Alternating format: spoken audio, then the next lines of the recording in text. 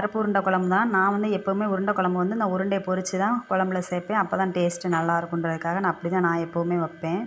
உருண்டையை அவிச்சும் சேர்க்கலாம், இட்லி பாத்திரத்தில் வச்சு. நான் வந்து பொரித்து தான் சேர்த்துக்கிறேன்.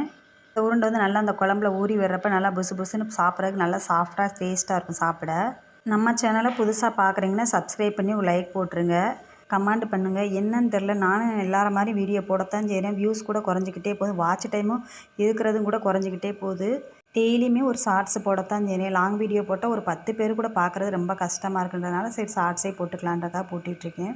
இன்றைக்கி பருப்பு உருண்டை குழம்பு, ரிங் வடகம் தான் வறுத்து எடுத்து வச்சுருக்கேன் இன்றைக்கி சாப்பாடு மதியத்துக்கு. உருண்டை குழம்பு இருக்கிறதுனால காய் எதுவுமே பிரிக்கல. குழம்புல உள்ள உருண்டையும் இந்த ரிங் வடகத்தையும் வச்சு சாப்பிட்டுக்கலான்னு. தம்பிக்கு ஸ்கூல் லீவாக இருந்தாலும் டியூஷன் வைக்க தான் செய்கிறாங்க. சாயந்தரம் போல் காஃபி போட்டு கொடுத்து தம்பி டியூஷனுக்கு அனுப்பிச்சாச்சு. உருண்டை குழம்புக்கு மாவு ரெடி பண்ணுறப்பவே நம்ம அடை தோசைக்கு மாவு ரெடி பண்ணி நைட்டு டிஃபனுக்கு ரெடி பண்ணியாச்சு. நம்ம சேனலை புதுசாக பார்க்குறீங்கன்னா சப்ஸ்கிரைப் பண்ணி ஒரு கமெண்ட் பண்ணுங்கள். மீண்டும் நம்ம அடுத்த ஒரு ஷார்ட்ஸில் பார்க்கலாம்.